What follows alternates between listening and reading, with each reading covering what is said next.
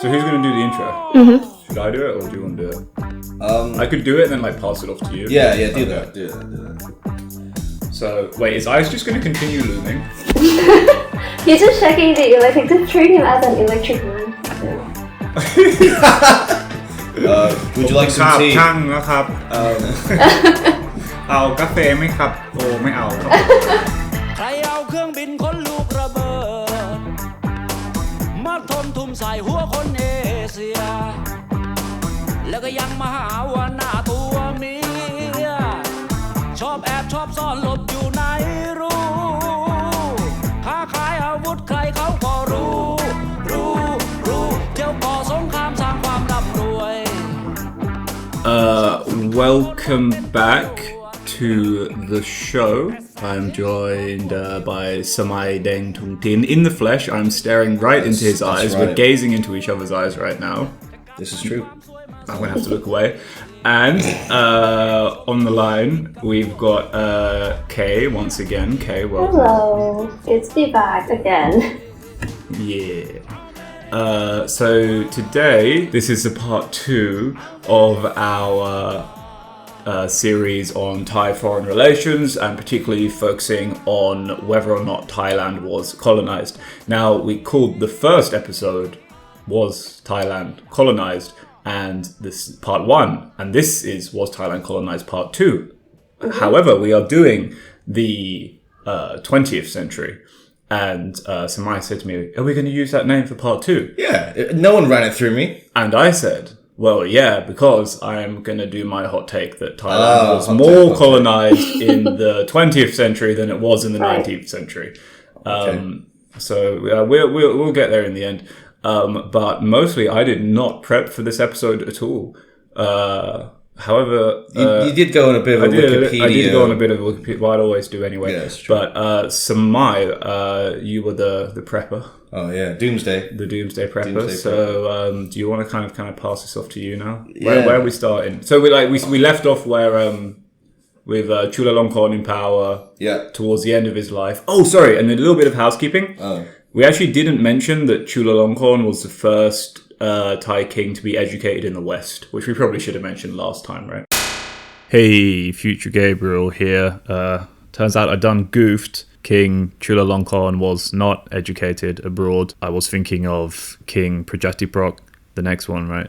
But he did go to visit British colonies in India and Malaya when he was young. So there's something to it. And he went to visit those colonies to study them, and I think it says he was quite influenced by that visit. So there you go. I wasn't completely wrong. And also quickly, like just on the next, like I think 3 or 4 monarchs, Prajatiprok, who came after, died in the West. Yeah. And number 8, born in the West, I think. Yeah, 8 and 9 born in 8 and 9, I think, were both. Oh, okay. Yeah. Sure. Well, number 9 was born in America. I'm not sure where number 8 was born. So the monarchy is getting a bit cosmopolitan. Yeah. At this point. But we are in a state of the age of the officer corps going to Europe is kind of the era we're in now. And I wonder where that's going to take us. So, Samai. Well, it definitely doesn't result in the 1930s. Well, just before then even, right? You have a change that we mentioned in the nature of foreign policy, which is that the British and French empires began sort of no longer seeing each other as competing forces, and this causes a bit of concern for Siam because they can no longer play them off each other. They now have to sort of treat them as this one mega imperial force. And then so they enter the First World War, thinking that the United States, because of its, the United States talks about how it's going to be this anti-imperialist force and how it's like breaking up empires and stuff. And so they join World War One Don't bash the table. They join World War One in 1917. 3 months later, Siam at the time joins World War One, and they think that because of this, they're going to get a seat at the table after the war is over at the treaty.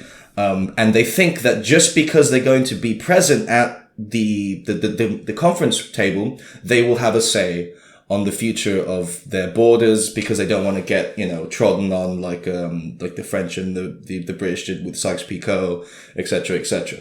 I think it's quite funny the Siamese presence in World War One. How many soldiers? Kay, do you remember how many soldiers it was? It was like 400 soldiers, and they got there after the war was finished, and they still took part in the Paris Victory Parade. It was not much, but usually, when we study about this, it was act of symbolic act, just as Mai just say, to show that Thailand also joined, and Thailand may probably be able to enter their society, but it's not really about a number, and it was not that much too. It's just to show symbolically. And at the end, we still be making fun of by how little we gave to them, and that you still asked to be joined in our society. Yeah.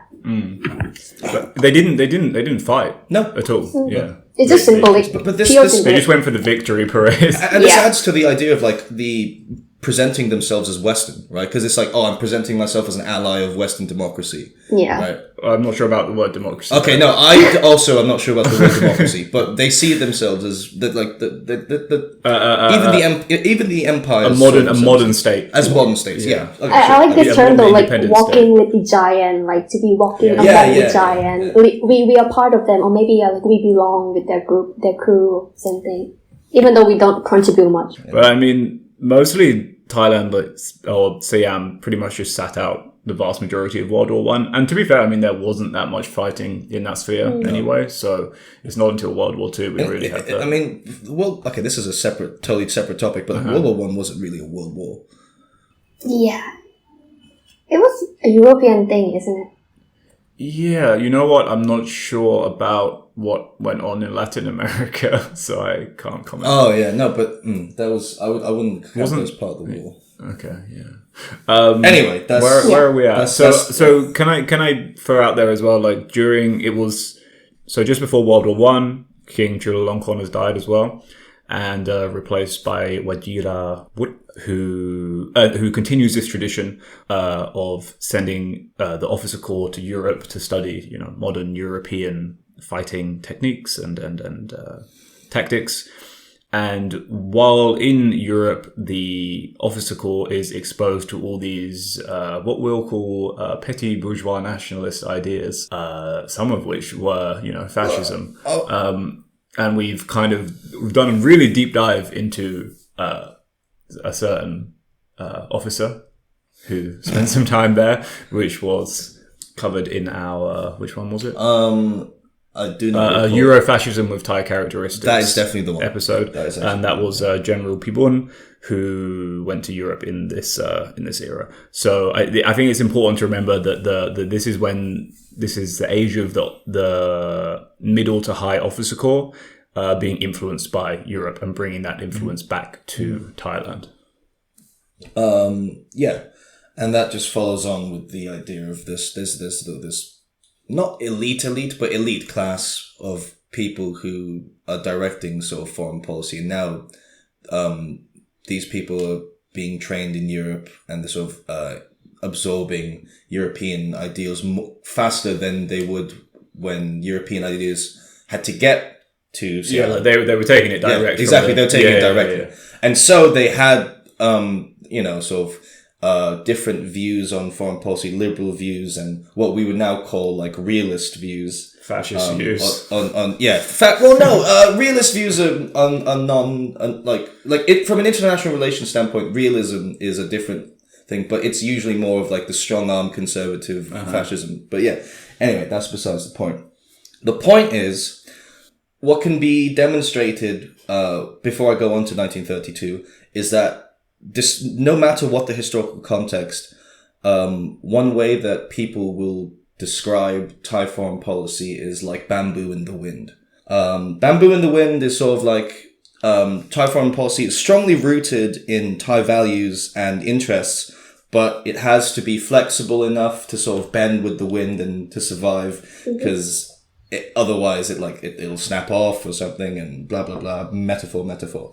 Yeah, basically it's just it's actually not really a good positive term if you think about it. It's just say you go along with anyone who, like, with any strong wind that come by. So in Thai we have this term called like two-head bird, like นกสองหัว. I mean like you can either go with that side or that side, depend on which one benefiting you more. So that's kind of like They call it positively, like they call it like flexibility, but in negative term, it's like really you just don't have any route. You just go with anyone who give you more benefit or give you survival.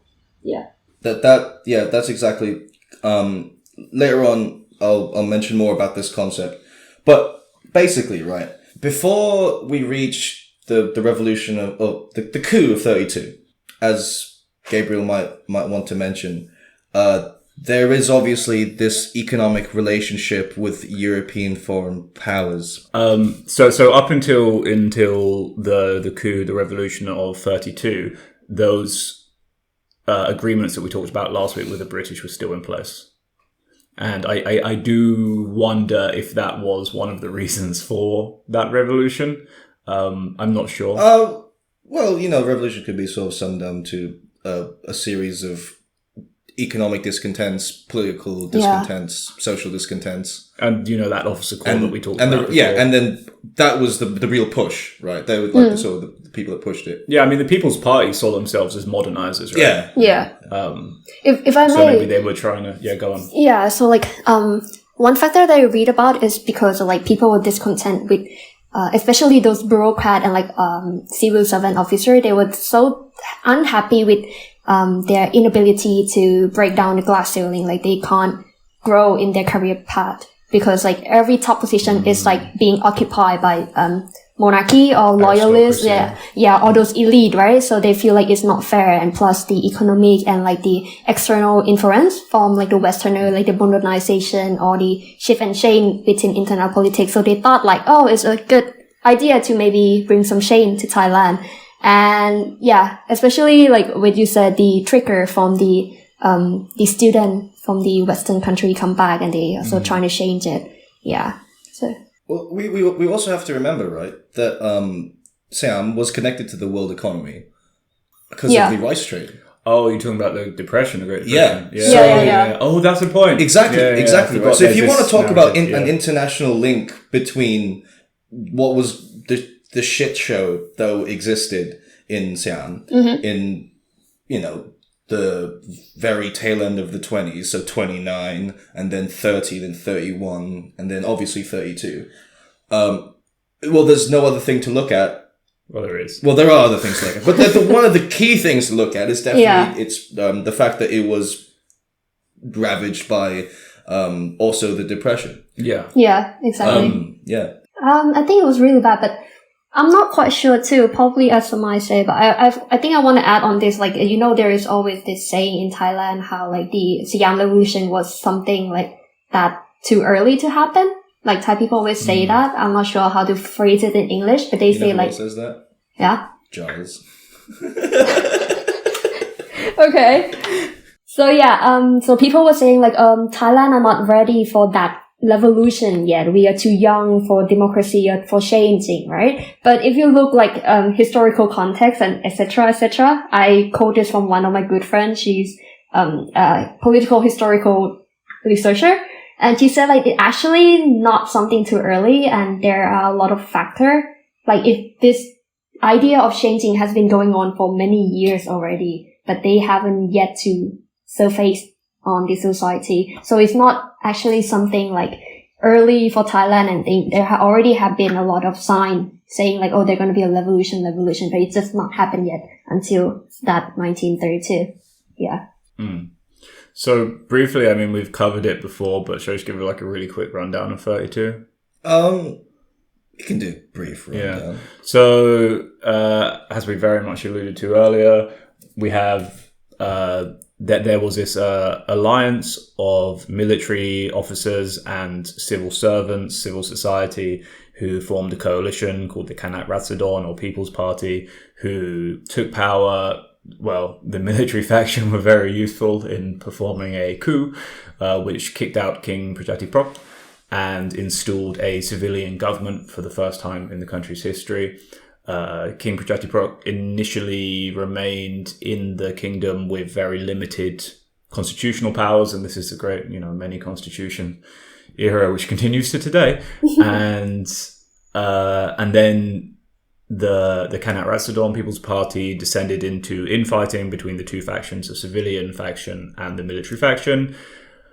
The military faction, within the military faction as well, there was infighting, and through the 1930s, out of the end of the 1930s comes Field Marshal Pibun, who we've done a whole episode on. So go and listen to that.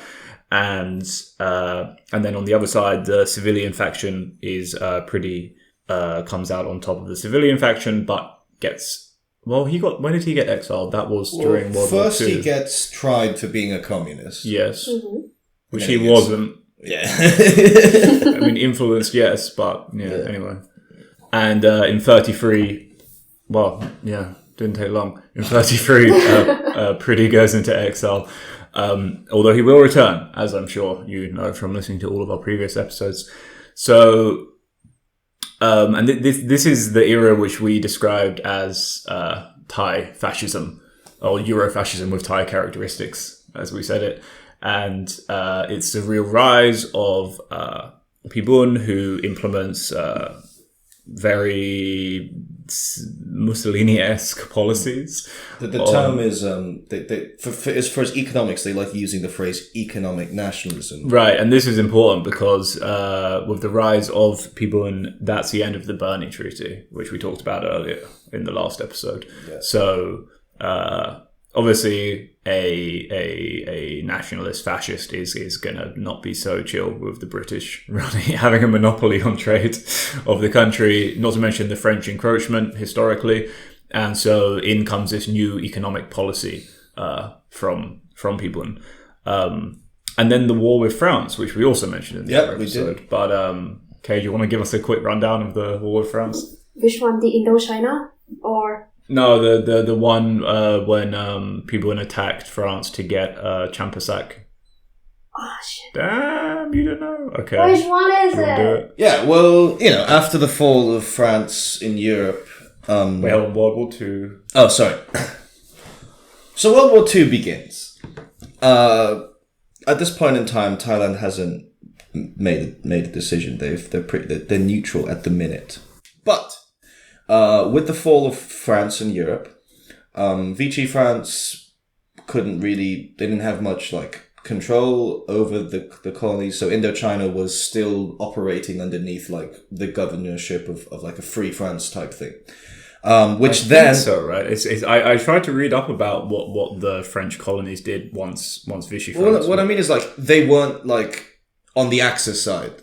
Like Vichy France was. I think they depended on what particular colonial administrator you had. It was really complicated. Shit. It's a really complicated history. You can't paint it with broad strokes. Okay. But still, as you said, for the purposes, Indochina was very weak. Indochina was weak. Yeah. Right, yeah, because they didn't have any way to get anything from anyone in France. Yeah.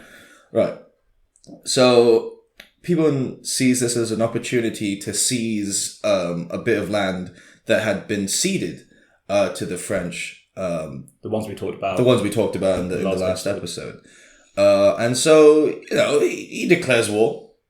It's going. It's fine. Oh, the Thais did very well. Yeah, exactly. In that war. But because the French were in chaos. Exactly. So it's like kicking at someone when they're down. Exactly. And then on top of that, Japan obviously is in the region. They're doing their imperialism westwards. Yeah. Yeah. And they reach Indochina and they're like, hey, let's cool it. Thailand wins. You can but let's call it a day. And then it was kind of opportune timing, really. Yeah. People was the Japanese basically arrived at the peak of the war, I guess, or or when it was Well, they had sent a gunboat. It was clear what was the Japanese occupation was impending. Yes. And we see, again, we see this Thai classic foreign policy of, we'll just go with the big power in the region and make friends with them. because, the Japanese had been pushing westwards. There had been the fall of Singapore, Malaysia, Indonesia. The Japanese just swept across Southeast Asia. And by the time they reached Thailand, it was clear the Thais wouldn't stand a chance if they were to put up a fight. And so they immediately capitulated. There was a very brief bit of fighting between the Japanese and the Thais, right? I don't know the story, but I know that what happens is that people isn't around to accept like the whole alliance with Japan thing. Where was he? Fuck knows. Okay. I don't know where he was. He was probably somewhere. I think Europe. If I remember correctly, it was about a 20-minute war between Thailand and Japan, something like that. And then the Thais, capitulated and accepted the occupation. Well, People gets back and he's like, just let them in. Surrender. Yeah. Or at least that's what I recall. Yeah. And so begins the Japanese occupation. Yeah, but during the Japanese occupation, like the people were not that much happy, and we always heard about the story. Oh yeah, of for how sure. they were not uncivilized, but they were like barbarian in like their treating of Thai people and using them as a slave and all those like the railway of hell, the train railway thing. Yeah. That is always thought That wasn't Thai people though. That was POWs. Exactly. That was POWs and Australian Malay. POWs. No, and Malay. you know what? The Malays get written out of that stuff shit. so much. Yes, like the Japanese were using like Malay people as slaves totally in Thailand. Totally. I don't know. I wonder how much that perception of the Japanese occupation is kind of revisionist, because at the time, I don't know, there wasn't a particularly strong Japanese presence in Thailand, and compared to a lot of other countries, they were pretty light on Thailand, to be honest. I do wonder how much of that is kind of revisionist, but hard to say. I think that the thing with the Japanese presence is that they kind of just wanted to take one country out of the picture in terms of having to fight and invade another country, right? Yeah, and then they also needed they just needed somewhere to, because they needed to build their railways. They need the base, Thailand. Like because they needed to get to Burma. Yeah. They wanted to get into Burma. Well, they wanted a confrontation with the British, right? Yeah. And I feel like with people in action of like actually like going along with them, letting them in as such, giving a Japanese kind of like a little bit lenient attitude toward Thailand back in those days. So it was not different from how they're treating the other. But in like mass media and in the history, according to what I know, they still picture as something really bad back during those days. Yeah. But it was not that. I feel like Thai people and the World War I, World War II doesn't have that much connection with, like in terms of like educational system. We are more on like the king and his achievement, I would say. Yeah, I think, as you said, I think you said it in the last episode as well, there's kind of a policy in the Thai education system to kind of write international affairs out of Thai history. So the way it's kind of perceived in Thailand is, the Japanese show up for, 3 or 4 years. It's not really connected into this wider picture. Like World War II is not really taught very much at all in the Thai in the Thai Hence curriculum. why everyone wears Nazi stuff. Well, that was a hot trend Exactly. back in like 2008. Yeah. But I completely do agree with that. Thailand was not taught that much. Even like, I feel like they're also trying to, keep the relationship with Japanese on a good term. That's why they don't put anything evil on the educational platform. Yeah, the Japanese get really offended if you mention their war crimes. Like the Nanking? Yeah. Which never happened. I'm cutting that. The cats are being so loud. Okay. So actually, just a couple of things in World War II that again often get overlooked, which was the British did actually bomb Thailand during World War II. They bombed, I think, Samut Prakan and Songkhla, maybe. I can't remember. There's a couple provinces. Or Trat, I think, was bombed. Trat. Is it? Okay. Yeah. Okay, Trat. Yeah. He can do it. I can do it. I just feel That's weird about good. like doing the Thai accent. Yeah, I get it. I could speak in a Thai accent the whole time if you want me. Okay,ครับ. Okay, ครับผม แล้วก็ the next thing that happened was Oh my God. I'm gonna get cancelled. Right. So towards the end of World War II, Pibun, who has closely allied himself, obviously, with the Japanese, he pretty much gets internally deposed by other aspects of the military Ratsadon faction, who saw again how the winds were changing, and that the Allies were basically going to win the war. Right, so they depose Pibun and usher in essentially the West into Thailand towards the end of World War II. See, we need to talk about the monarchy as well. Who wants to go to jail? Nah, definitely not. You can do that. Okay, so for World War II, it was pretty much sat out by the Thai monarchy. King Prajatiprok had the exiled King Prajatiprok had died in London, and Rama VIII, who was Bhumipon's older brother, was the, I guess, king in waiting. When did Prajatiprok die? 41. 41. And actually, they were in the US, right, for World War II, and then after World War II, they moved to Switzerland, and how to talk about this stuff. We've mentioned this on the previous episode again, but the Thai royals kind of were always foreseeing, looking for ways to get back into the country, to get back into the throne room, right? Yeah.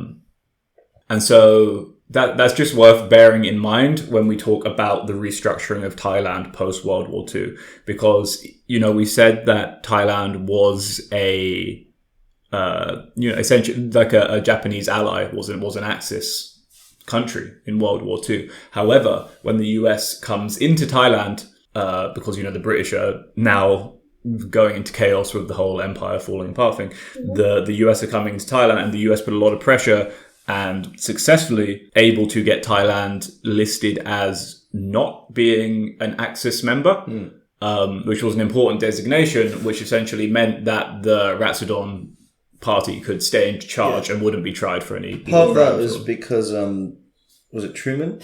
Yeah, it was Truman, yeah. Truman at the time was like, we recognize the government in exile in Washington. And they didn't... Because it's like, people declared war on US and UK. Yeah. Right? Just before Japan got there. And just before they invaded. Okay. But the American government was like, we don't recognize this declaration of war as legitimate because we recognize the government in exile as the legitimate government. Which was pretty, right? Yeah. So that's very important, because even then there is like this realpolitik thing where the US ultimately now is concerned about the rise of communism in Southeast Asia. And this is really going to be the main focus of this episode, even though we've gone on for quite a while already. So Truman basically, or the US, basically, sees an ally in the military faction of the People's Party in terms of their anti-communism, their anti-communist potential. Potential. That's for sure. Obviously, after World War II and with the growth of the Warsaw Pact, we had NATO, the North Atlantic Treaty Organization, which for the most part made sense in its name because it was mainly member nations from the North Atlantic in a treaty. That was an organization. But there was also the establishment of the Southeast Asian Treaty Organization in 1954. But the only two Southeast Asian countries were Thailand and the Philippines. Yeah, so there's only two. Precisely. And the Philippines, they were just they had just been imperial subjects of the United States. And they were still basically very much under the sway of either their interests or the interests of the dictator. Well, this was Marcos, right? Yeah. And then Thailand was basically the way they called it was NATO's, was it a non-NATO major ally? No. That was a designation in 2004.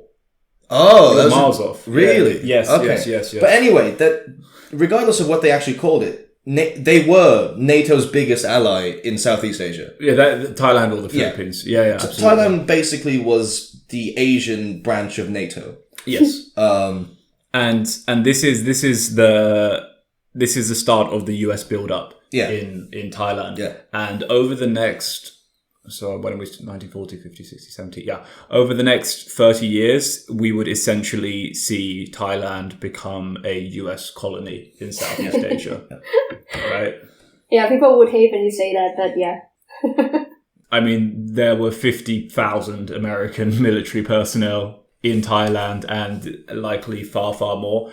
The Thai army was essentially, I mean, almost totally subsumed under US control. So I'm not going to do like a big Southeast Asian Cold War history because it will take too long. But let's just say the invasion of Vietnam. You mean the War of American Aggression? The War of American Aggression. I believe. No, I'm just going to skip ahead. Yeah. So I'm just going to skip ahead a bit because we don't want to talk about the monarchy because using the beep button on the edit is too much work. I can't be bothered. That's why. So if we skip ahead to where it gets really interesting. So as we mentioned, the start of the Cold War, Thailand's. This is something you mentioned before, okay? Which is that the Thai army was never really used in a combat role historically. It was used for particularly diplomatic purpose. Exactly. But here we have the synthesis of the diplomatic purpose and the actual combat role, which is when Thailand sent troops to Korea in the 1950s. Yeah. Well, they sent 11,000 troops to Korea. Which is quite that's a substantial amount because during the Vietnam War, they sent 11,000 troops to Vietnam as well. Right, yeah. And that's about 15% of the military at the time. So if you think about how many people were in the army during the Korean War, 15% is probably more like 25%, 11,000, right? Because they haven't grown. So they sent a significant portion of their military to Korea. So they it wasn't like contribute a a lot this detachment. time. It was an entire, Yeah. Also, it wasn't really a big thing, and there was a monument regarding this soldier who had passed away in the Korean conflict too. I remember in Bangkok. I don't know where. I'm not sure, but yeah. How is the war, the hostilities towards Korea perceived in Thailand?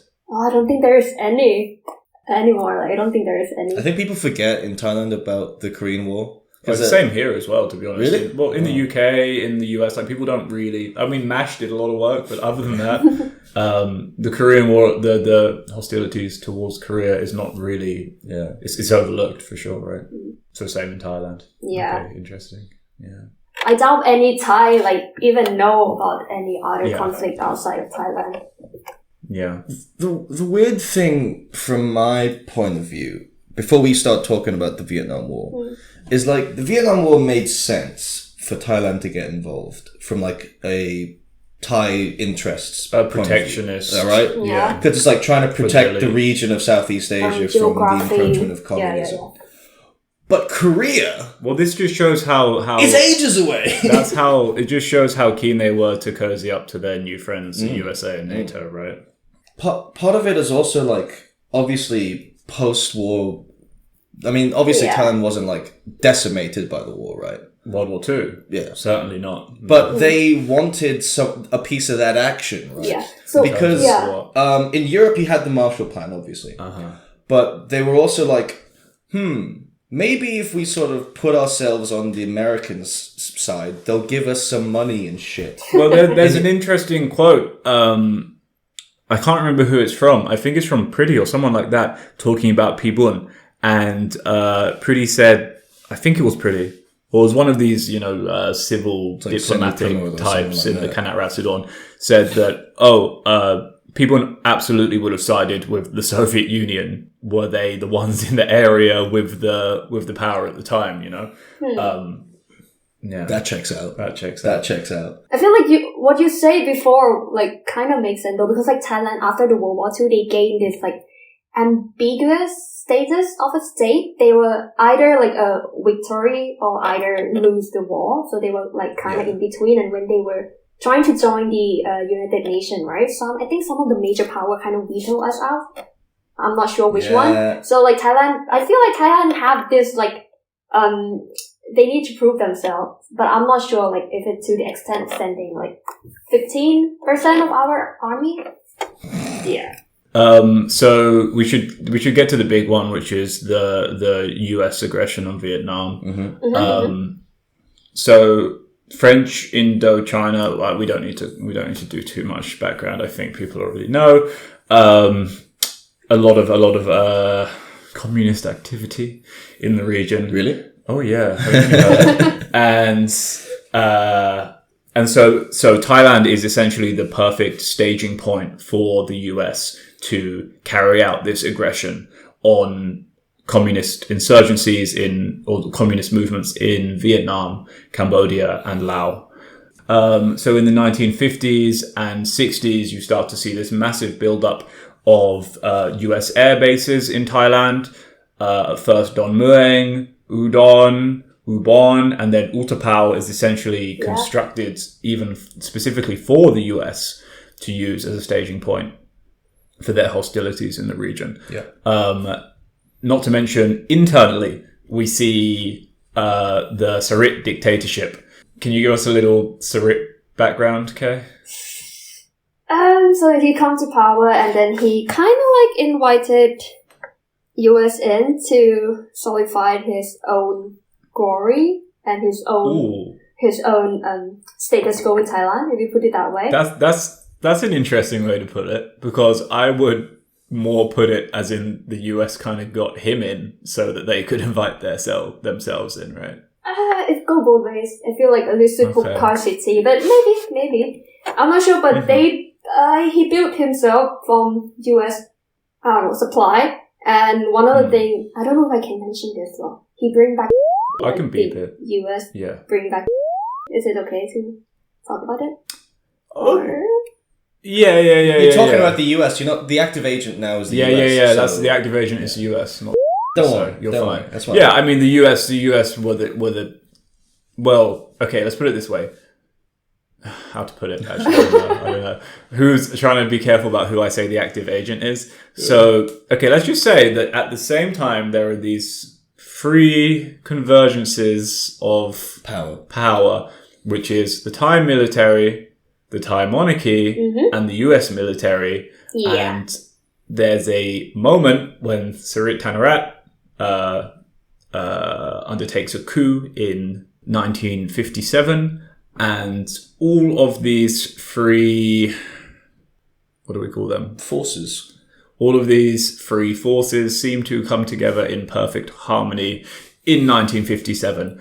At the same time, and read into that how you want. Some people have written some books about it, none of which I would ever read because it's all lies and slander. So, Sarit's dictatorship was known for being, rather brutal, right? Yeah. But if we talk about his relationship with American, they quite established a lot of structural or foundation for modern Thai, with the capitalism coming into work, fully capitalism. I feel like we see the initiative of bringing capitalism, like US capitalism, during the Pibun period, right? But then it began to like really, really dig the root in during Soviet phase. And I feel like a lot of development happened with the US aid during Soviet, like you see the Pan Patana, the development plan, and what is that thing? The urban planning of Bangkok also happened during those his region range going on. So yeah, we can see a lot of close relationship going on and how US actually come in with his aid thing for developing country. Well, I say like the developing aid thing? I mean, that's literally just developing capitalism, right? Yeah. To spread. It's pushing Thai capitalism forward quicker, right? Through these US programs and this US money as well. Yeah. Based Right. accelerationism. Well, basically because they feel like, if the country got a good economic, they won't fall into communist domino effect, etc., etc. But yeah, we all know it's just like the US trying to spread their own system, I would say. Of course, and I also want to mention that you've also got the Long March and the Chinese Communist Revolution at this point as well. So this is starting to put the fear in, right, in the Asian sphere. Yeah. So it's like the Americans perceive that developing Thailand would prevent them from falling to the communists, the same way that the Thai state then went on to develop regions of Thailand to prevent them from turning to the communists. Yeah. So it's like we see the genealogy of strategy. Of developmental, what do they call it?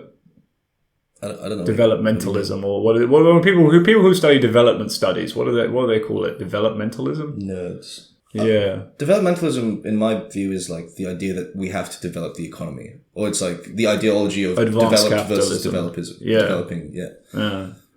It's interesting. Anyway, But that is when democracy turned out to be the only game in town, isn't it? Like, it was the period where they pushed this idea, right, to the region and tried to establish it, because during the Cold War, the free camp, they tried to establish it, and we see the democracy consolidating periods later on, right? Huh? No, I thought this was... I caught some of that. I didn't catch all of that. I'm not with you there, because Sarit was a ruthless, unelected dictator. I know, but like, you see with this like initiative trying to, like, US trying to implant their seed, like, slowly, gradually, so they're trying to, like, plant the democracy game in town later on. But like slowly, because back in those days, communism was still the threat, so they haven't paid attention yet, so they just bring in only like capitalism. But then later on, they trying to like push in democracy. It's like a baby step.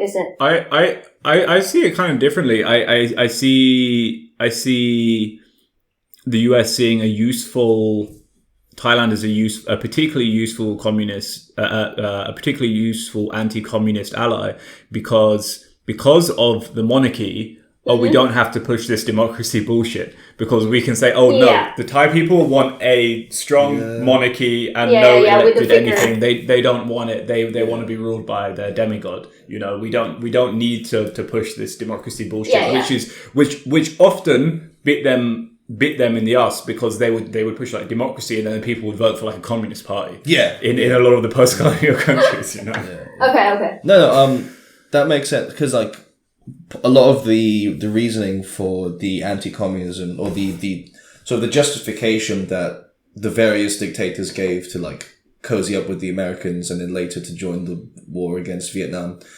against North Vietnam, the true and rightful only Vietnamese, was that communism was the antithesis of Thai society. Yes. Right? It was atheistic. It was non-hierarchical in theory. The United States, they just wanted the anti-communism part of Thai society. They didn't really mind about the whole whether or not they were democratic or not. It was more about just trying to get as many more chess pieces on the board. Just like Latin America. Yeah.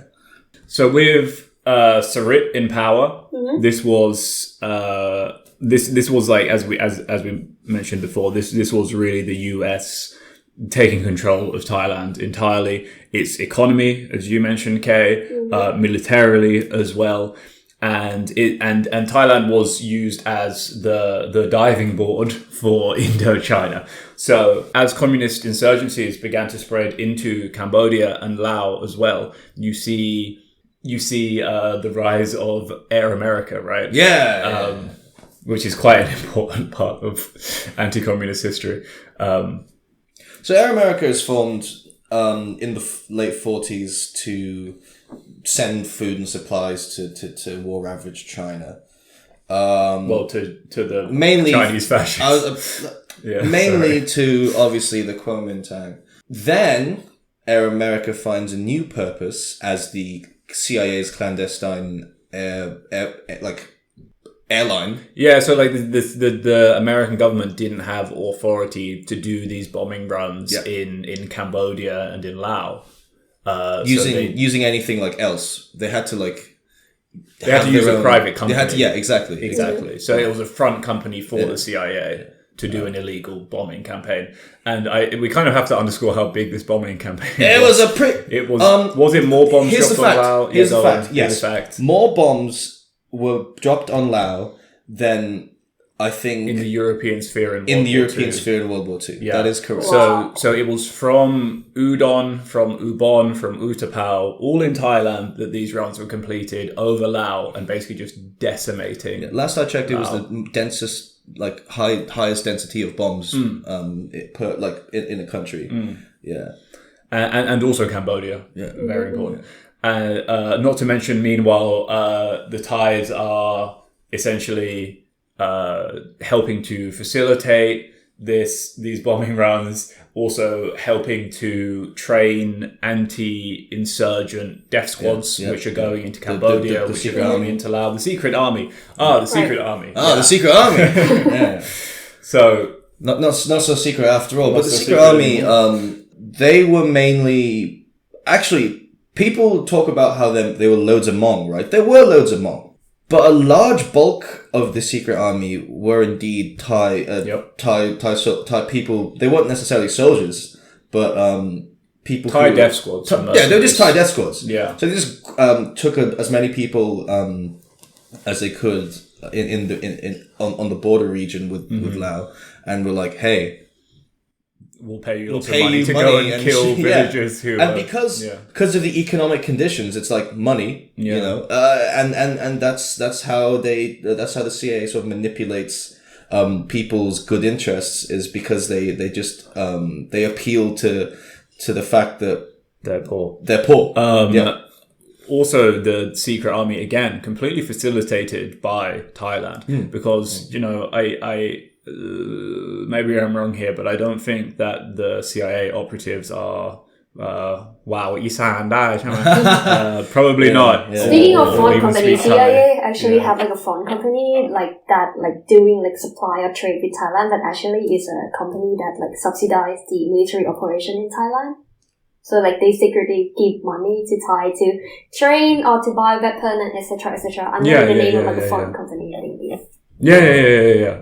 I mean, they were doing all kinds of shit with these front companies, which were registered in Thailand as well as Thai companies. So essentially, you've got Thai people, Thai military from the bottom to the top of the whole military order, supporting this hostility towards Laos, towards Cambodia, and towards Vietnam. Yeah, and during the sort of the undercover covert operations in Indochina, sorry, about 22,000 military personnel from like Thai military personnel were involved. Mm-hmm. I mean, that's clearly more. It's a significant. I mean, that's quite a few, but also that's definitely not all of them. Oh, yeah. Absolutely. Also, it's very hard to find information about this as well. Like, there's always this narrative, the story of the secret army is always very secret. No, it's not that secret. But it always focuses on like the Hmong and Lao. Yeah. That's all you can read about, and then it mentions Thai's involvement, but it's very hard to find numbers. So even this history is really not been uncovered yet, and that's a project there for someone in Cambodia as well, and as we said, explicitly in Vietnam in terms of tens of thousands of Thai troops fighting in Vietnam. Yeah. How is this perceived in Thailand then? You mean like the war? Sorry, I'm getting like a really loud hum. Really? Oh shit. Yeah, he's here. หยุดเรคคอร์ดไว้เลย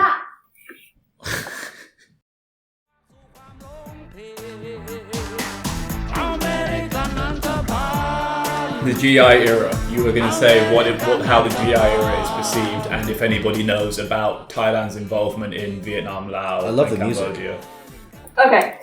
So it was portrayed as something as a Thailand advancement in development. We got the developed plan, we got a really, really high GDP, etc.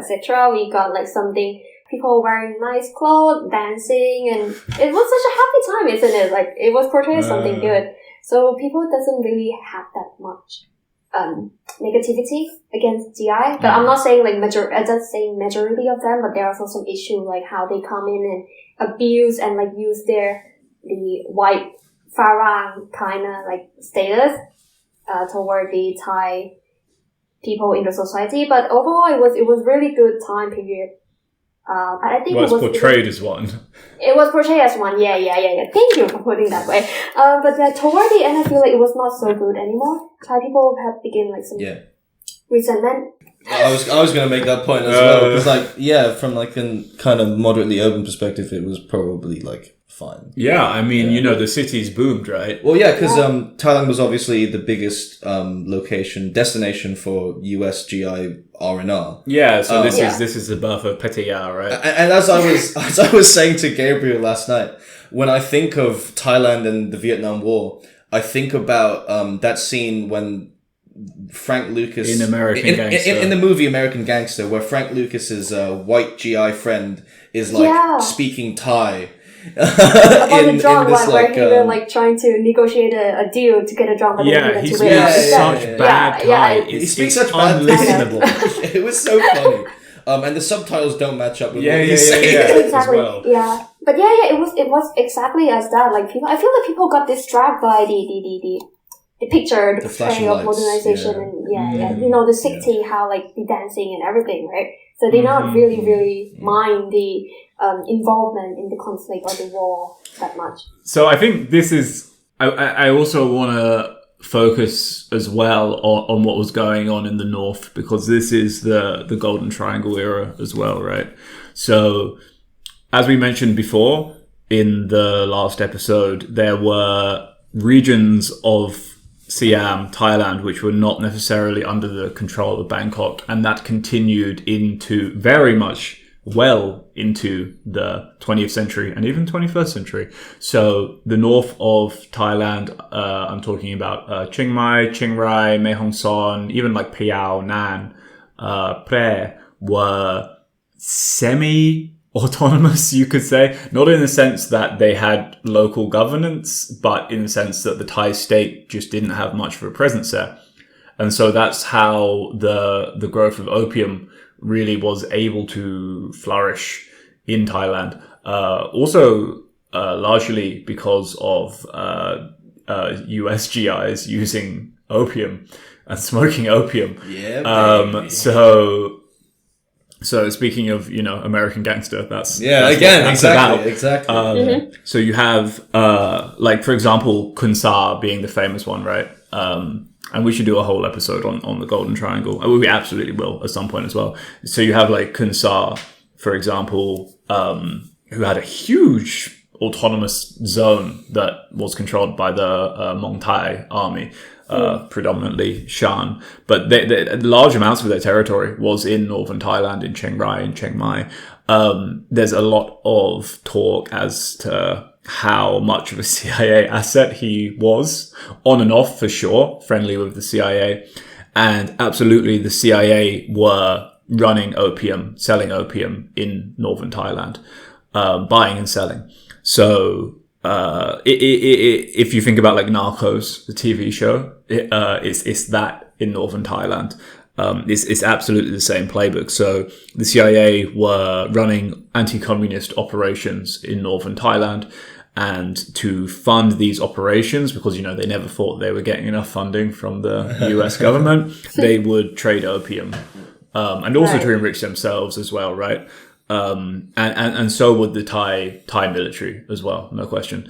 I have spoken to, I think I probably mentioned this before, several people who were working in the far north of the country back in the 60s and 70s, and heard stories about like helicopters with Farang, like military, well, they're Huey, right? Helicopters with Farang on, like landing in a village, filled with guns and leaving filled with opium. Yeah.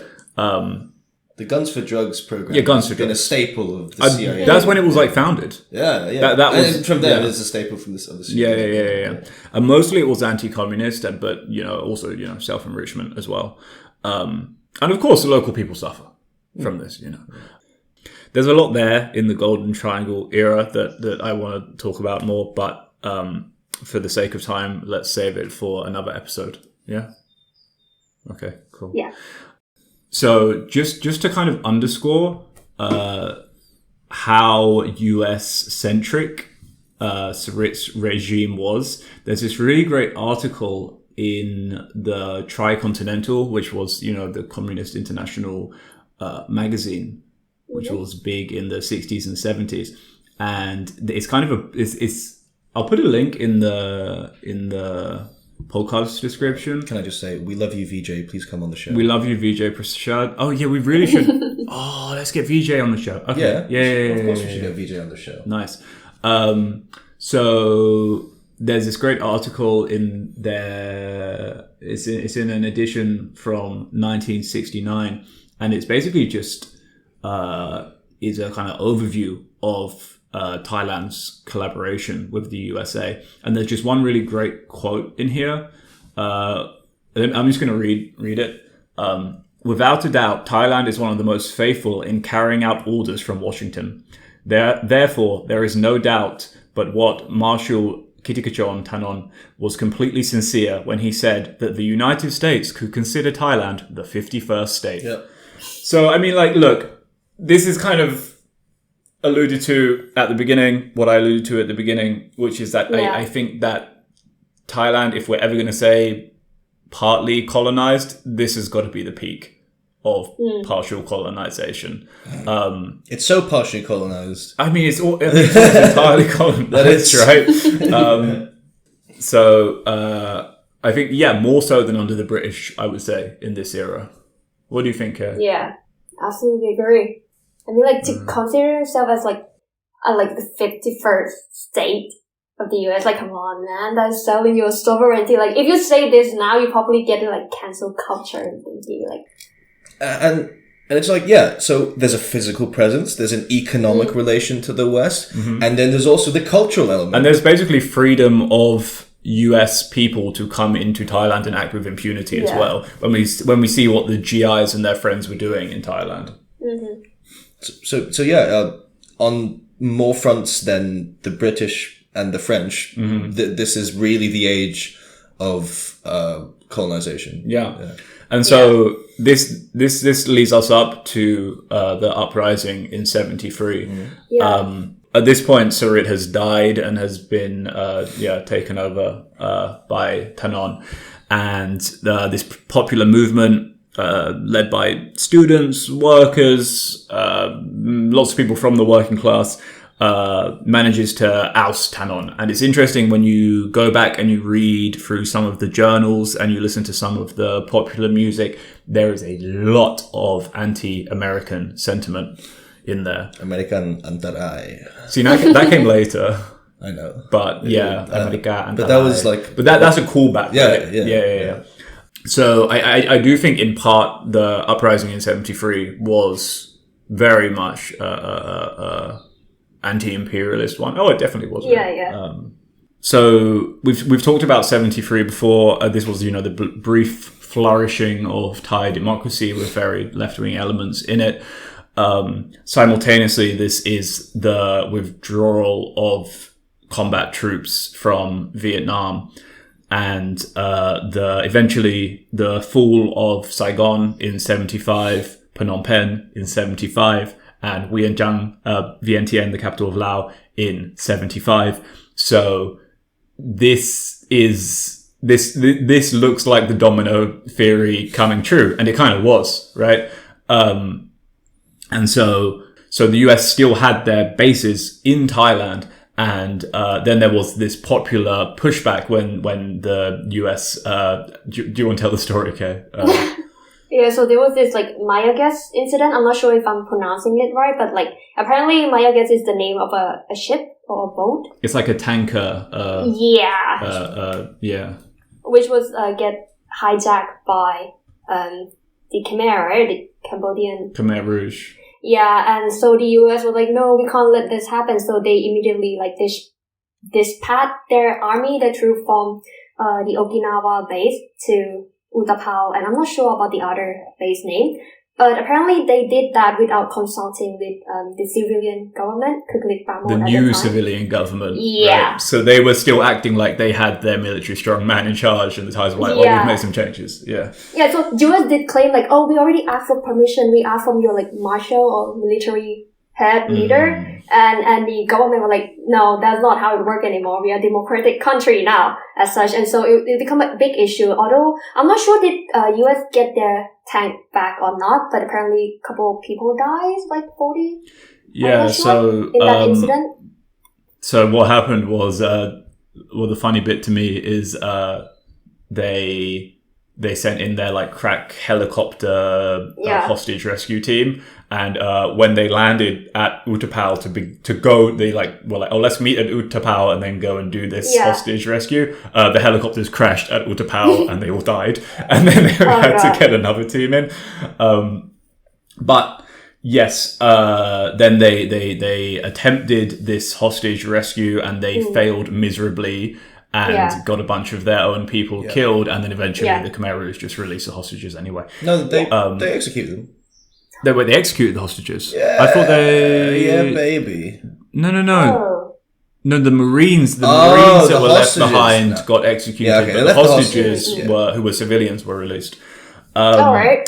But yeah, this sparked, as we said, during this period, there was already a lot of anti-US sentiment, and then for the US to continue enacting their military will in the country with impunity or without permission sparked a lot of people were fuming. They were enraged. They were like, "How could you do this to us? We have our own sovereignty, and you still do this." And they believe like US was the legacy of the military, the corruption military from before the uprising in 1973. So they feel like, "Oh my god, we have to get rid of this imperialist." So they come out and they protest, and I feel like they did ask the government to implement some action, and I feel like they sent the ACTA memorial, I don't know, to the US, and they also call back our diplomat to show how displeased we are, and and US there was had a to riot at the US embassy.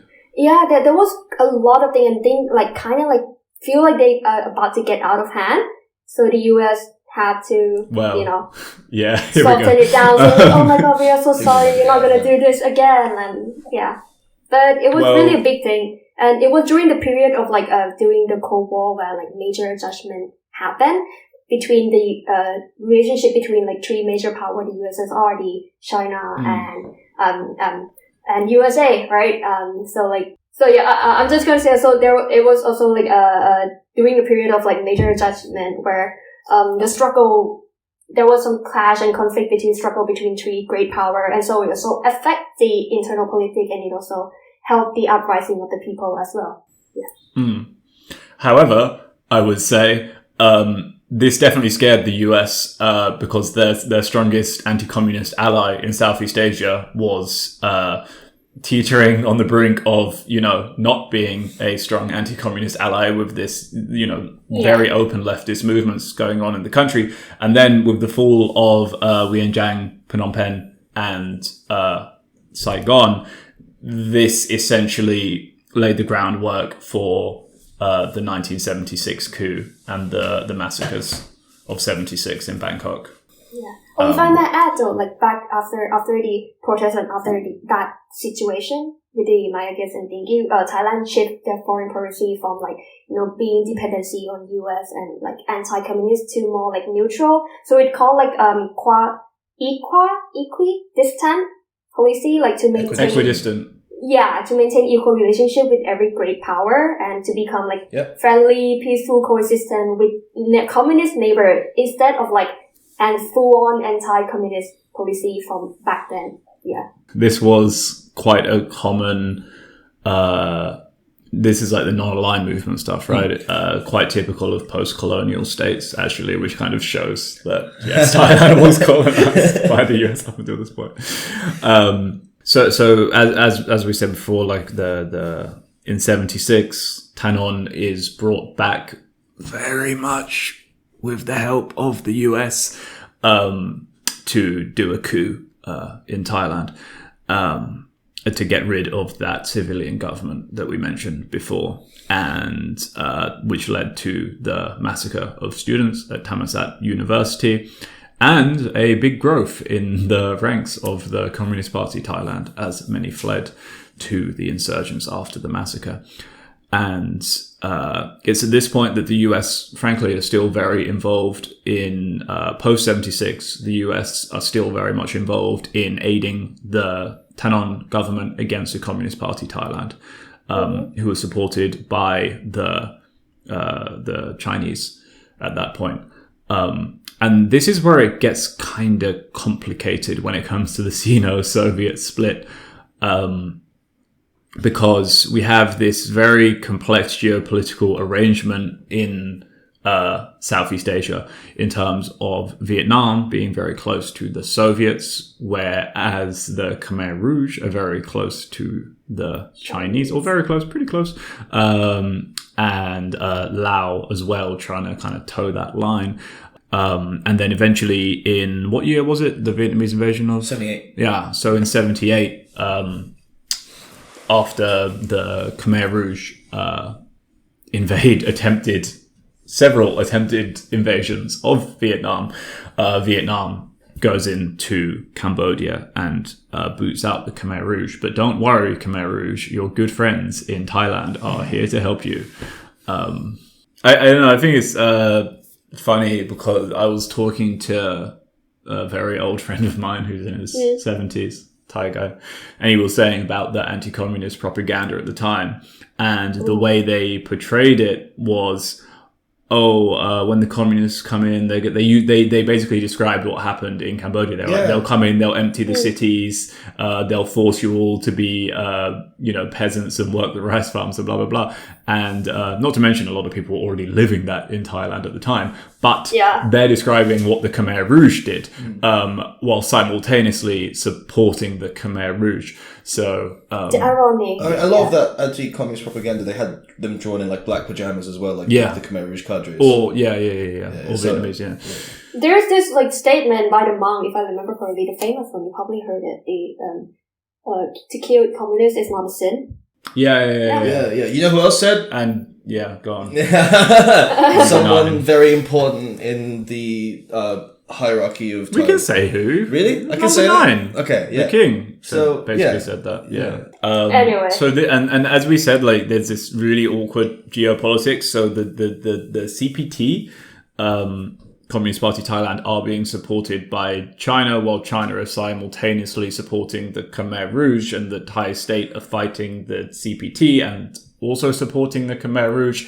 It's a geopolitical shit show. It's really hard. You kind of have to make this really elaborate timeline. It's a gangland. Yeah. I'm trying to be smart. There was a lot of party, a lot of state coming to involve, because like each have their own conflict with each one another, but they feel like, we can group together because we have the same interests. Because you see like China and US coming together after the Shanghai Communique, the ping pong diplomacy, and now they're like, let's support Khmer Rouge to stop the USSR siding with Vietnam and coming in to liberate, etc., etc. And Thailand as an ally of both US and China now, official relationship with China. So this is like, I'm joining in. This is what I wanted to get to, which is if we kind of like, I just want to kind of try to wrap things up a bit and skip ahead to the modern era on 2 parts. So the first is there's a very interesting history of the Eastern Tigers division, which is the military unit that Prayut Chan-o-cha, the current prime minister, comes from. That was founded in the 1950s as a anti-communist death squad to go to initially Korea and then Vietnam and the Lao border region, and then the Cambodian border region, where they really made a name for themselves, really made some money for themselves, trading and shit with it wouldn't be I don't know, with the Khmer Rouge, which enriched them greatly. And then out of the Khmer Rouge insurgency against the Vietnam-backed Cambodian state, the Eastern Tigers Division became incredibly powerful, and that's how. One of the main reasons why Prayut Chan-o-cha managed to get in a position to enact the coup, which he did, leading to his premiership today. So just a reminder of how these things kind of connect to the present. The other strand, which kind of ties to now, is once a Communist Party Thailand insurgency ends in 1983, we see this kind of readjustment. So, as we said, like China and Thailand have resolved any diplomatic issues they had. They're now buddies, have good relations. Fall of the Soviet Union basically eliminates that communist threat, and we approach the kind of end of history era, which we are still currently in. And this is where we had our kind of other thesis, right, about the current state of, is Thailand a colonized country today? So, have I skipped ahead too fast? Did we talk about this? We talked about it last night. Oh, I can't remember. Whatever. So the end of US military presence in Thailand, or the end of the large US military presence in Thailand after the Vietnam aggression, and then finally wrapping up their air bases in the 70s, led to what you could call modern Thailand in terms of foreign policy, right? Which is embracing international hegemonic capitalism, but without having the US directly holding up the puppet of the Thai leadership. It now is the time of the financial institutions. Now is the time where, yes, exactly, financial institutions or the free market runs the country rather, right. or pulls the strings rather than the US explicitly, right? Rather than it being direct US money, it's now like... Or US power. US power. Well, yeah. It's now like vague intermediaries. Kind of. I would say it's like, and this is not just Thailand. At this point, post fall of the Soviet Union, the whole world is governed by this very complex network and mechanisms of international trade, international financial institutions, and capital, essentially, right? Like, you don't need the US military to have a massive presence in Thailand anymore, because the market takes control of that. Exactly. Right. And so that's what's really interesting about the Tom Yum Goong crash in the 90s. Well, before that. I want to talk about just a brief late 80s to 91. Go ahead. So, this is like something that is relevant because we are still at the end of the day talking about foreign policy. So the Prime Minister, from like, I can't remember, was it 88 to 91? Cha-cha. Yeah, 88 to 90. Yeah. He had like, it was like Sawanapum, foreign policy.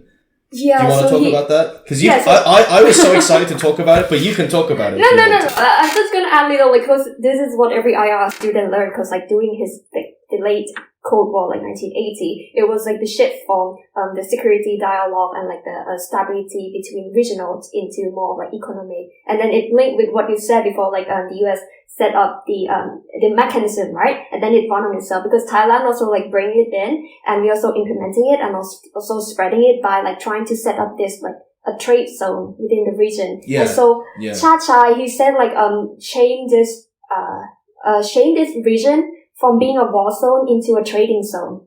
That's right. Yeah. In Thai, it's called like เปลี่ยนสนามรบเป็นสนามการค้า. Yeah. So that was the main driven foreign policy in the late 1980, 1988 to the crisis, which you're going to mention about. Exactly. And what happens now is like, Thailand is the center for commerce and for investment, right? So Thailand is seen as a investor as well. Yeah. Well, this is the mass industrialization as well, guys. And so when you get to 97, post 97, Thailand is no longer trusted so much. Well, hold on, let's. But yeah, I know. That's why I wanted to jump in before. So yeah, as you were saying, this massive economic development in the late 80s and 90s leads to Thailand being a very strong exporter. I feel like producer and exporter. Yeah. Yeah, the fifth tiger, is it during the same period as this one? Or is it like after the crisis? I swear this was still like Thailand was a little dragon. Because for some reason economists really like to call Asian economies either dragons or tigers or some shit like that. So Thailand is essentially, and also this kind of ties into the shape of internal politics in the 1990s, where you have all of these different, what they would call like post-ideological parties that essentially were just all parties of capital jostling to have control over the country. And this is a real, how to describe it, pre-Thaksin Thai politics is, it's like, it's one-sided. Like, it's not a two-party system, it's an 8-party system, but really it's a one-party system. The time of elite oligarchy. Yeah.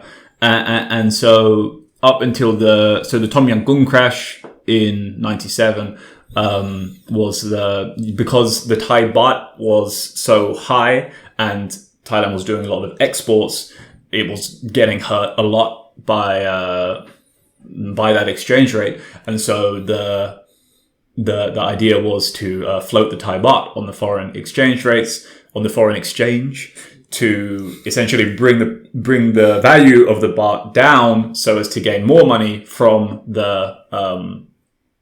exports.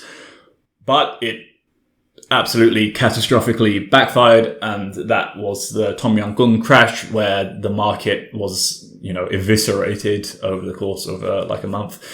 After the crash, there's quite an interesting brief window of kind of recolonization in the old sense, but with new techniques, which was the IMF and the World Bank imposing themselves on the Thai economy briefly until Thaksin. I'm not sure if I can add much, but I feel like if you look through IR lens, it's really the period of liberal school.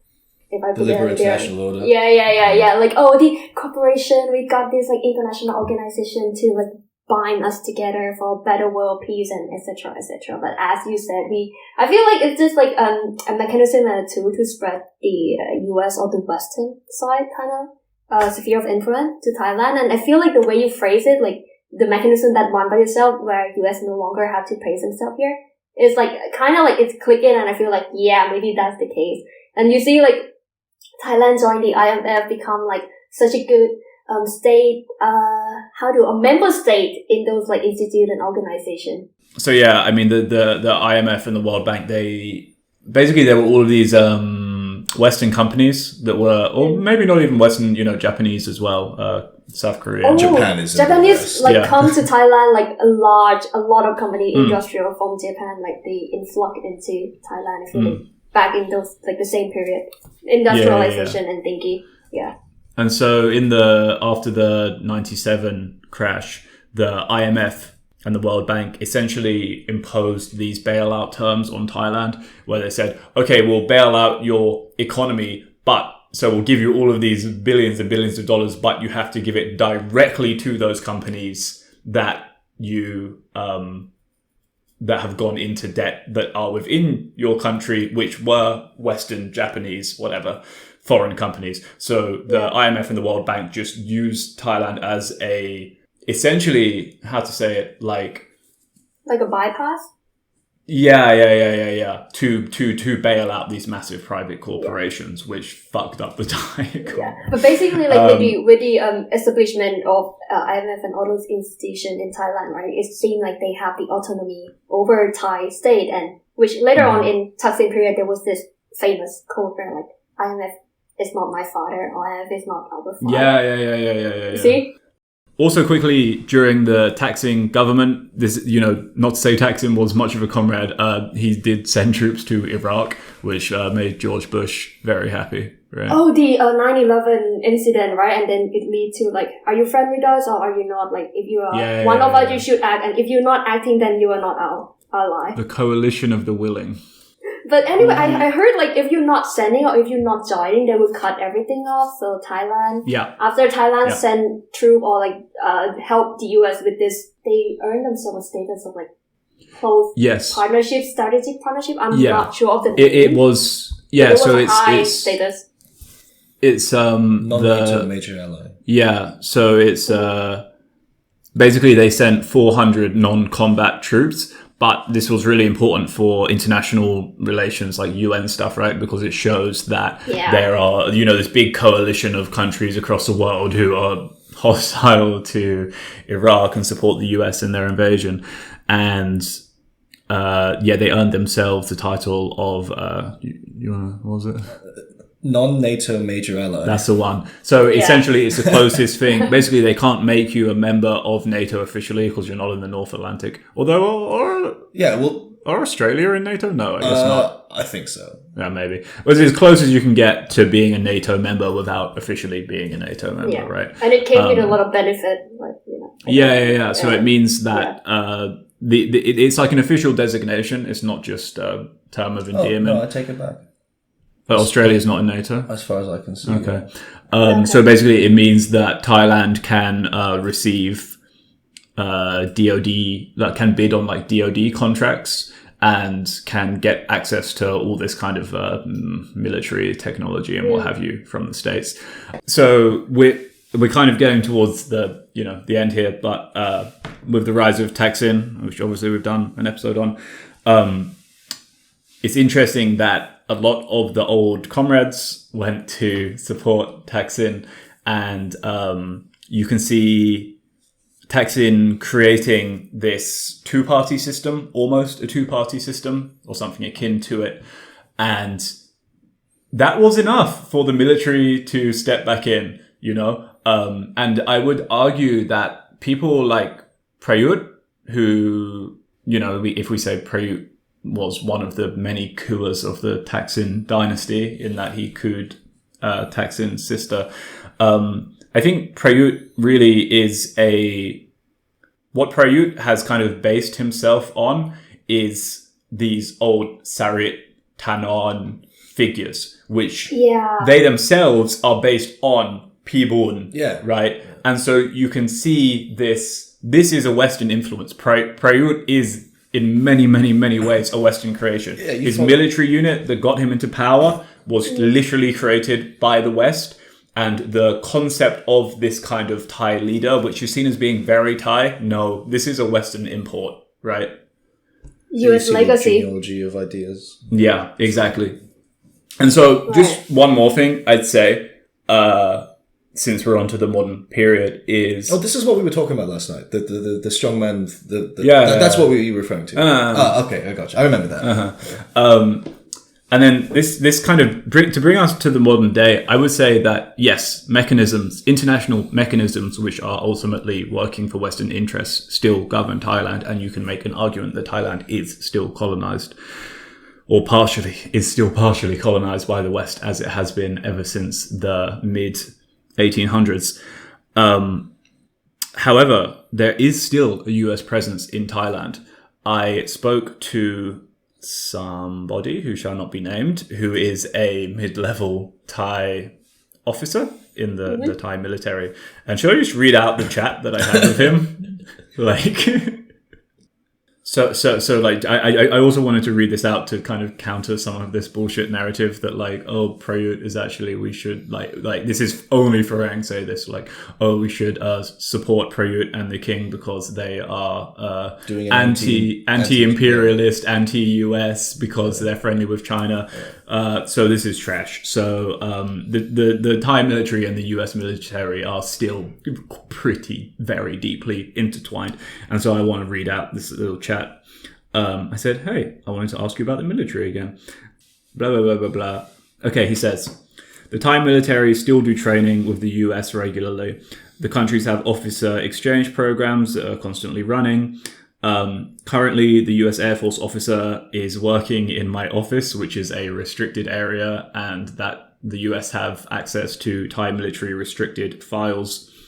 Blah, blah, blah, really? blah, blah. Mm-hmm.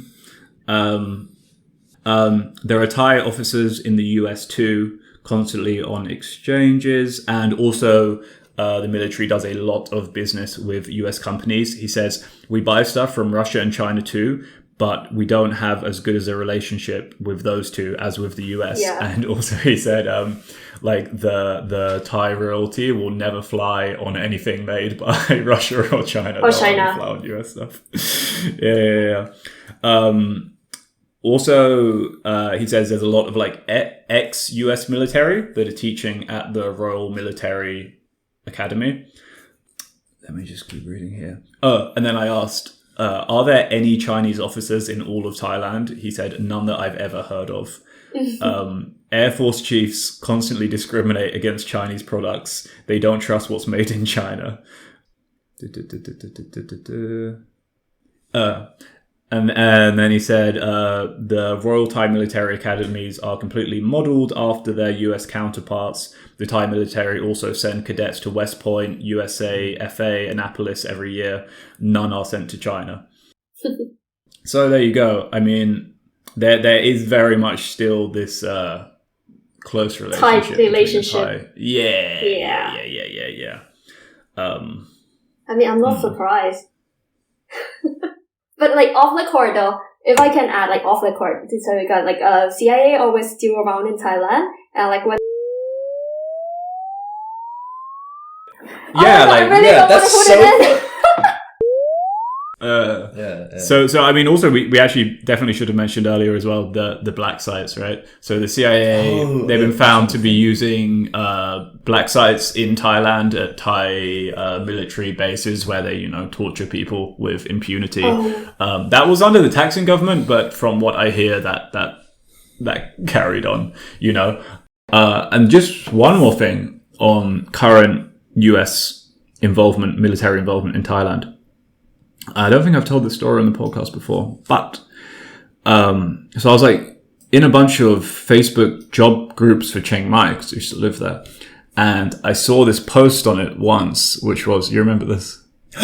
Yeah, I saw this post on it once, which was in Thai, and it was like in Thai language, right? And it was like looking for Thai teachers to teach Farang basic Thai, and then in the post, it said, the students will be US military personnel at Chiang Mai Air Force Base. I was like, wait. That's weird. And so I did some snooping with some friends, and we found the company which, how to say, it was like the email address it was like just some secretary, I guess. It was like some Thai Kunpa, whatever, and her email address was at this company, which was it's registered in Khon Kaen, and it's run by this Farang guy. Should we say his name? It's pretty generic. It's and he lives in Khon Kaen, and we looked up his company, and they bid on DoD contracts, so you can actually see, and they receive DoD contracts, so you can actually see them receiving like hundreds of thousands of dollars to do like quite sus stuff. It might be sus, it might not, but it's like you can see like the contract is like $30,000 for water bottles, That's sus. and then it's like $12 for gasoline, $35,000 for vehicle repairs, like stuff like this is weird, and it's all in Khon Kaen, right? So there's sneaky stuff going on, and then when you think about like why are there US military at Thai Air Force Base in Chiang Mai, I asked that guy who I quoted from earlier, and he was like, "Oh, I'm not surprised at all." Yeah. One actual kind of aside, I've just seen on likes that he's got the Civilian Deminer Association and TMAC, which actually makes sense because the United States is involved in a lot of the demining operations on especially the Cambodian border because of all the mines that were laid on the K2, so K5 border. So that makes sense. There's no mines in Chiang Mai though. Exactly, right? That makes sense on that border, but their presence elsewhere is like, it's what? It's sus. And I think US still do use Utapao for some stuff, and also the port in Pattaya as well for Navy stuff. So, what does that leave us? Was Thailand a colonized country? I would argue pretty much. Okay. as a Thai national citizen, Nationalist. citizen, nationalist, loyalist person. I don't know, man. It's always if you mention this superpower major, they never leave Thai soil, isn't it? So you can say probably partly being colonized, but I would not go like to the extreme extent of like 100% colonization, but I would say like partly. Well, it's definitely not the colonialism of the European powers, like the classical colonialism that you see in other parts of Asia and then Africa and then Latin America. I would say though that if we look at the kind of foundational elements of colonialism, it would be, number one, imposing your leadership on a faraway peoples, right? Which absolutely happened in the Cold War era. Controlling that economy would also, like, to your own gain. Absolutely, yes, that also happened. What are some other foundational aspects of colonialism? Extraction? Yeah, extraction. Yeah. Exactly. Yeah. Resources. That's mainly the two. And also conducting that country's foreign policy, which also happened. Yeah. So I think there's a very strong argument to make there. And as for today, well, damn, we're just all underwater, right? We're all living in under the sea of capitalist hegemony. So yeah, so it goes. All right, call it a day. Yeah. All right. Yeah. You got to train. I gotta every train time. What? Every time. You've always got to go down train to go catch. somewhere. All right. Kay, thank you so kindly. We will have you back on as soon as possible. Yes. And Samai, have a lovely train journey. Thank you. And yeah. Oh, and one more thing. Yeah. Happy anniversary, baby. It's our 1 year anniversary. Yeah. Yeah. We're coming up to Oh, that. of We're the gonna go out for podcast. a So camp. how does it feel to be on the year anniversary episode? Oh, I'm glad. I appreciate it. Oh. Can you Happy wish us anniversary. congratulations, please? Congratulations. I hope you continue to do it. So for so many years, I a hope lot so of too. income, a lot of knowledge going out, a lot of people following. So we're gonna go out for a candlelit dinner. Oh. Well, I mean, I can't. Well, you can't. I'm just gonna. You can. I'm just gonna light a candle. Yeah, with the other ding dang circles. Yeah, that's true. Yeah. All right. Okay. Thanks. Don't forget thanks to for the year visit, and give us money. www.dindang.com/support. Send us money, etc. Thank you. Bye. Thank you guys. Bye. Bye. Thank you, Kay.